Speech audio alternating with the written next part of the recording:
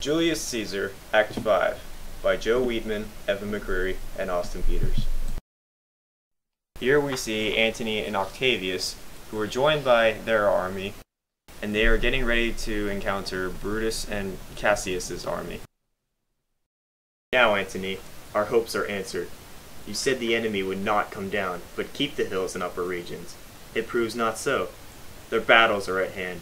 They mean to warn us that Philippi here, answering before we do demand of them. Tut, I am in their bosoms, and I know wherefore they do it. They could be content to visit other places, and calm down with fearful bravery, thinking by this face to fasten in our thoughts that they have courage, but 'tis not so. Prepare you, generals! The enemy comes on in gallant show. Their bloody sign of battle is hung out, and something to be done immediately. Octavius, lead your battle softly on, upon the left hand of the even field. Upon the right hand I, keep thou the left. Why do you cross me in this exigent? I do not cross you, but I will do so.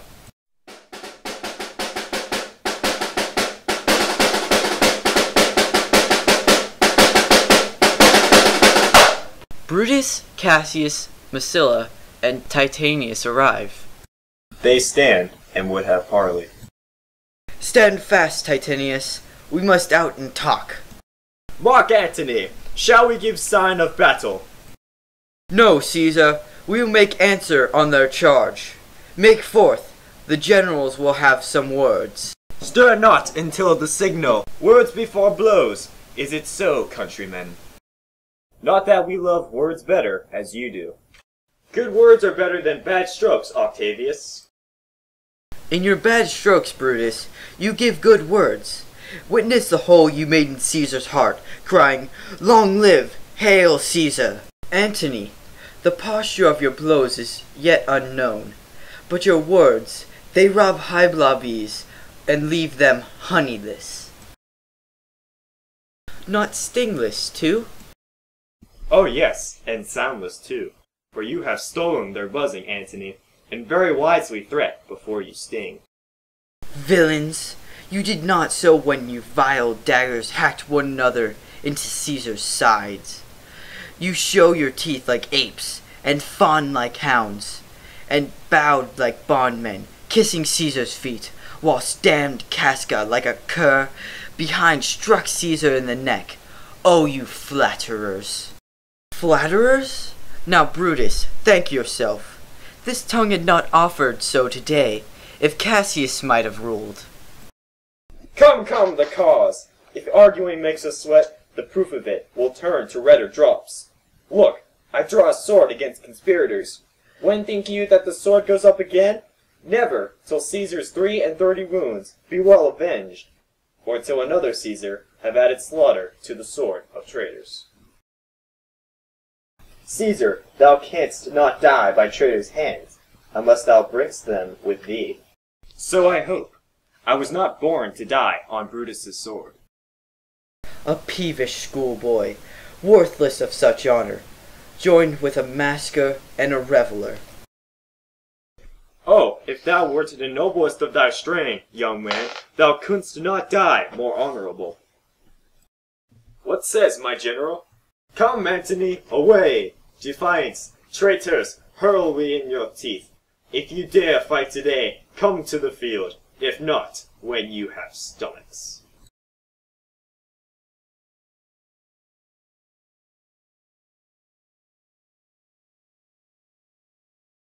Why now blow wind, swell billow, and swim bark?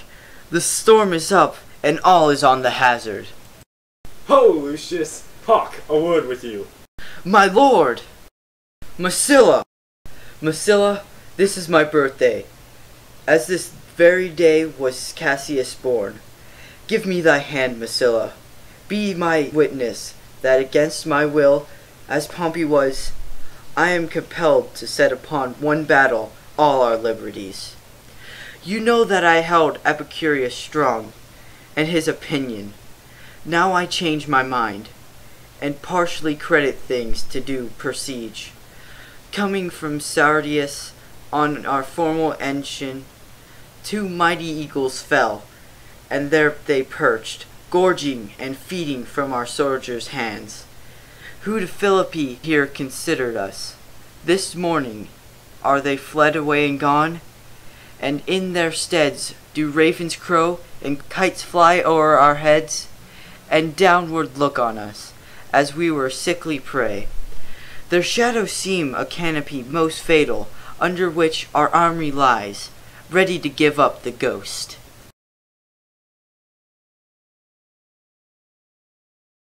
Believe not so.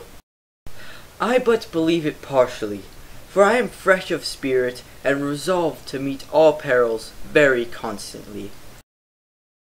Even by the rule of that philosophy, by which I did blame Cato for the death which he did give himself, I know not how, but I do find it cowardly and vile, for fear of what might fall, so to prevent this the time of life, arming myself with patience to stay the providence of some high powers that govern us below. Then if we lose this battle, you are contented to be led in triumph through the streets of Rome? No, Cassius, no. Think not, thou noble Roman, that ever Brutus will go bound to Rome. He bears too great a mind, but this same day must end that work the Ides of March begun. And whether we shall meet again, I know not. Therefore, our everlasting farewell take. Forever and forever farewell, Cassius. If we do meet again, why, we shall smile. If not, why then this parting was well made. Forever and forever farewell, Brutus. If we do not meet again, we'll smile indeed. If not, 'tis true this parting was well made. Why then, lead on.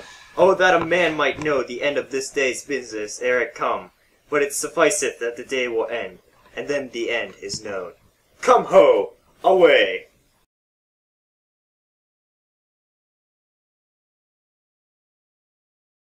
The night after the first battle, we meet Cassius and Titinius on a hill outside the camp, soon met by Pindarus.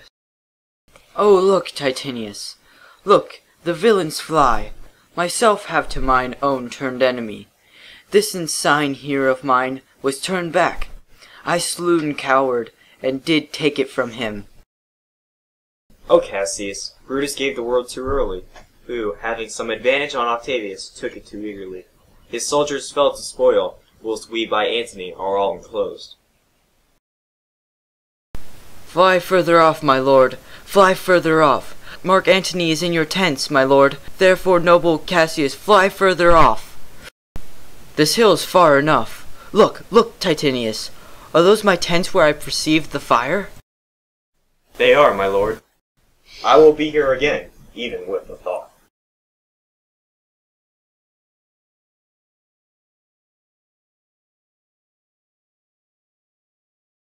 Go, Pindarus, get higher on that hill. My sight was ever thick. Regard Titinius, and tell me what thou notest about the field. This day I breathed first. Time is come round, and where I did begin, there I shall end. My life is run its compass.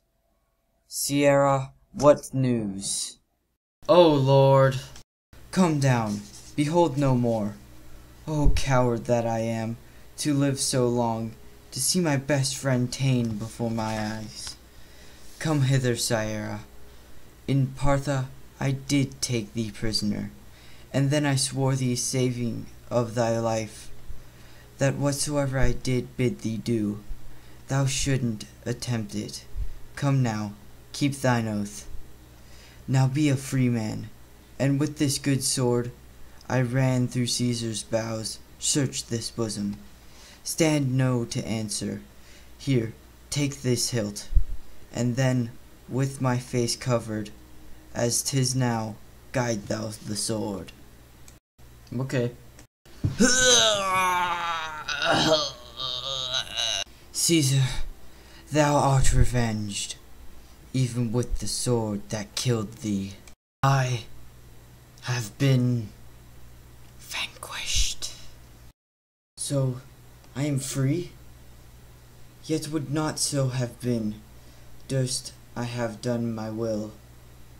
O Cassius, far from this country Pindarus shall run, where never Roman shall take note of him.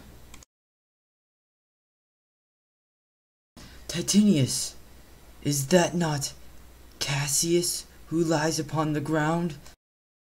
He lies not like the living. Oh, my heart. But Titinius, is that not he? No, that is he, Masilla, but Cassius is no more.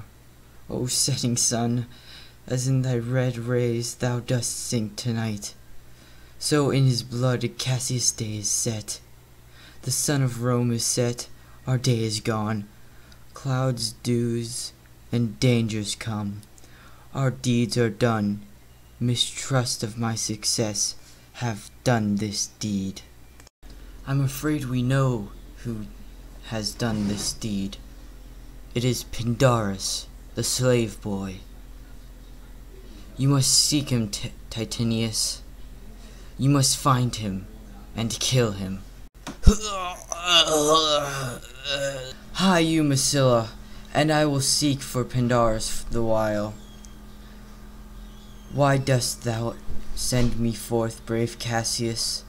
Did I not meet thy friends, and did they not put on my brows this wealth of victory, and did me give it to thee?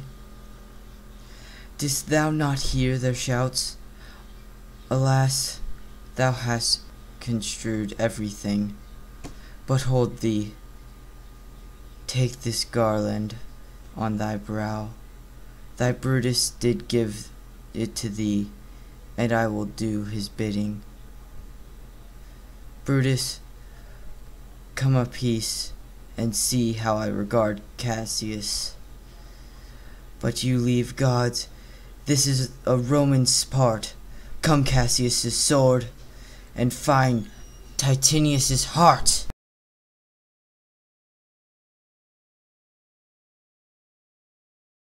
What? Titinius, Cassius, are yet two Romans living such as these? The last of all the Romans fare thee well. It is impossible that ever Rome should breed thee fellow.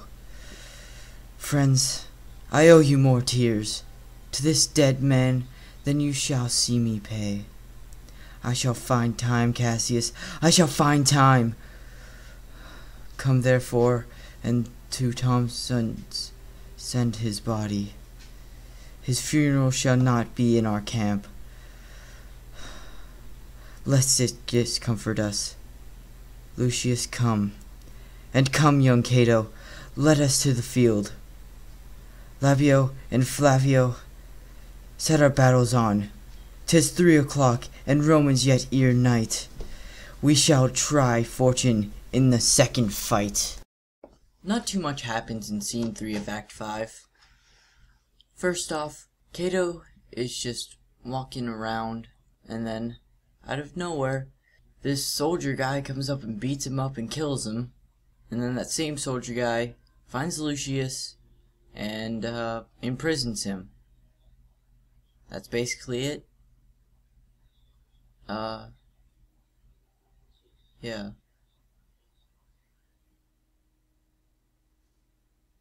Next scene. Scene 5 begins with Brutus, Dardanius, Cletus, Stronto, and Voluminus on the last day of the battle. Come, poor remains of friends, rest on this rock. Statilius showed us the torchlight, but, my lord, he came not back. He is or ta'en or slain. Sit thee down, Cletus. Slaying is the word. It is indeed in fashion. Hark thee, Cletus. What? I, my lord, know not for all the world. Peace, then. No words. I'd rather kill myself. Hark thee, Dardanius. Shall I do such a deed? O Dardanius! O Cletus! What ill request did Brutus make to thee? To kill him, Cletus. Look, he meditates. Now is that noble vessel full of grief, that it runs over even his eyes? Not so, my lord. Why, this Voluminus, the ghost of Caesar, hath appeared to me several times by night. At Sardis once, and the last night here in Philippi fields. I know my hour is come. What man is that? Nay, I am sure it is Voluminus. Thou seest the world, Voluminus, how it goes. Our enemies have beat us to the pit. Nay, I am sure it is Voluminus. Thou seest the world, Voluminus, how it goes. Our enemies have beat us to the pit. It is more worthy to leave ourselves than tarry till they push us. Good Voluminus, thou knowst that we two went to school together. Even for our love of old, hold thou sword whilst I run into it. That is not an office for a friend, my lord. Fly, fly, my lord. There is no tarrying here. Farewell to you, and you, and you, Voluminus. Stronto, thou hast been all this while you asleep. Farewell to thee, Stronto, countryman. My heart doth joy that yet all my life I found no man but he was true to me. I shall have glory by this losing day. No more Octavius and Mark Antony by this vile conquest shall attain unto. So fare you well at once, for Brutus's tongue hath almost ended his life's story. Night hangs upon mine eyes, my bones will rest, that have but labored to attain this hour. Fly, my lord, fly! Hence I follow.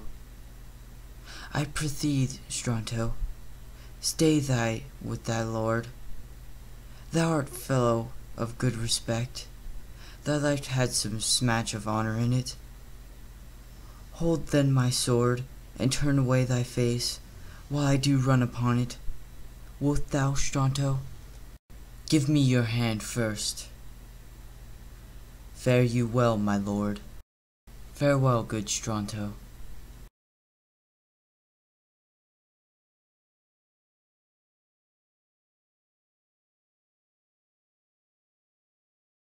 Caesar, now be still. I killed not thee with half so good a will.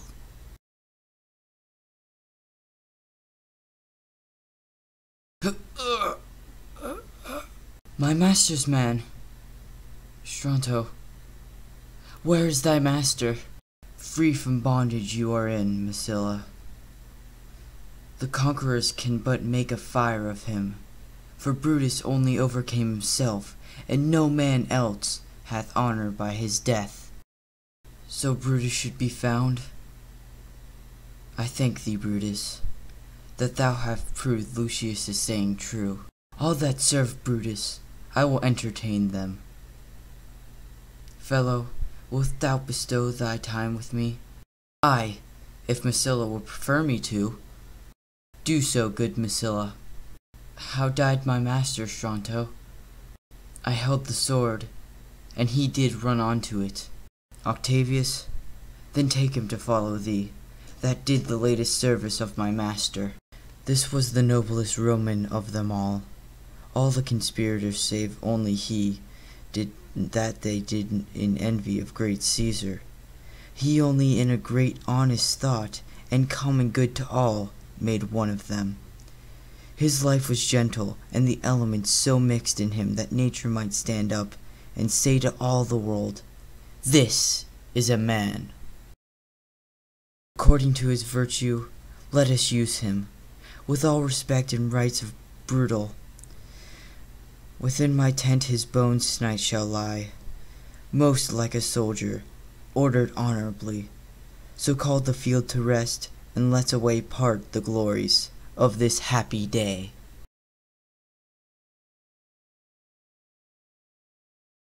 What says my lord? Old Cassius, still!